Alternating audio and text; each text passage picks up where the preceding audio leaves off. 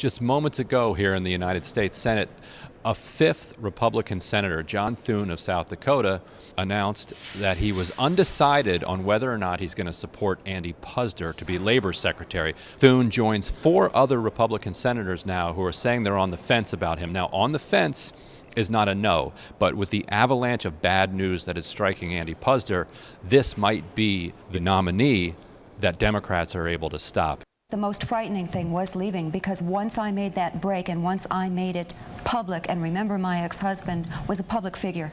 Everyone knew him, and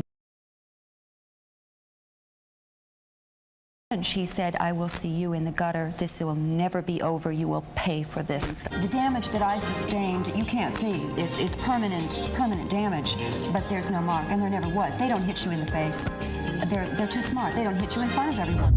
During his divorce from his first wife, she accused him of physical abuse. She later went on the Oprah Winfrey Show, in kind of incognito, repeated this tale of abuse. She's now fully retracting those claims, but it's hard to think of something that this Labor Secretary nominee hasn't been busted doing. While he was CEO of Hardee's and Carl's Jr., those franchises were busted with dozens and dozens and dozens of labor violations, ripping off workers left and right. And these are not allegations, these were conclusions by the Labor Department at the time. If Republicans are able to push this candidate through the Senate, then they're basically able to approve anybody. Lori Auld wants to know what is his background in labor. And Kat McCauley says, another unqualified candidate, do you think Republicans even care if there's qualifications? So that's an interesting question. So Betsy DeVos is somebody that you would call unqualified. When she was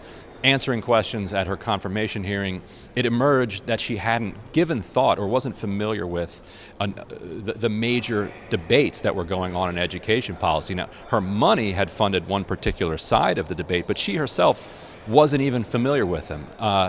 Andy Puzder is not that kind of unqualified.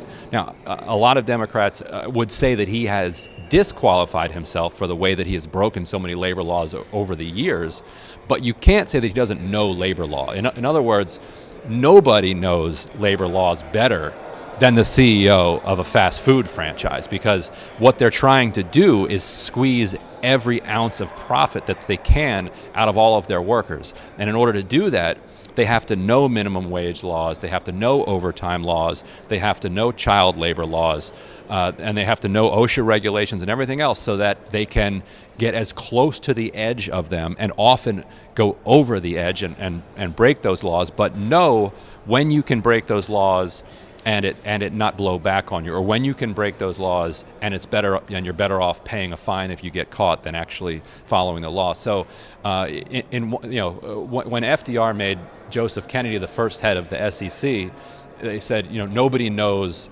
Nobody is better to oversee Wall Street than somebody like Joseph Kennedy, because he was such a scoundrel on Wall Street before, because he had broken every law before. Now, it doesn't usually work out that person becomes an effective regulator.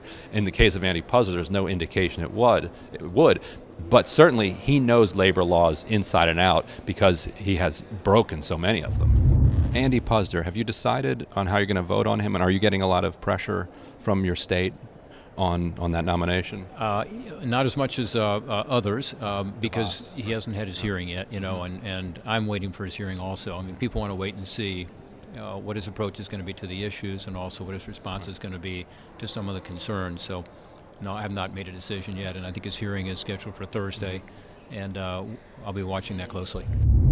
Senator Rob Portman, right here on the Young Turks, just made news. He becomes the sixth senator who is now on the fence about Andy Puzder's nomination. As I suspected, I think if you asked a lot of other Republican senators where they are, that you'd get a similar answer, a wait and see. They want to see where this one goes, which is not what they were saying about a lot of the other nominees. If you'd ask them, they'd say, no, this is a qualified person. The president has the ability to choose a nominee, and I'm supporting this person. If you notice, that was not what Senator Portman said about Andy Puzder. They want to know if Senator Portman received donations from Betsy DeVos's family.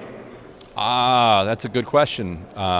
I will ask his office, or actually we have written about that. So if you Google an article by Paul Blumenthal in the Huffington Post, we took a look at every single senator who voted for her and how much her family had given and how much she personally had given. I don't know offhand. I would suspect, yes, DeVos. The DeVos family is mostly centered in Michigan. Ohio's not too far away from there. And she wasn't lacking for funds, and she spread them around pretty widely.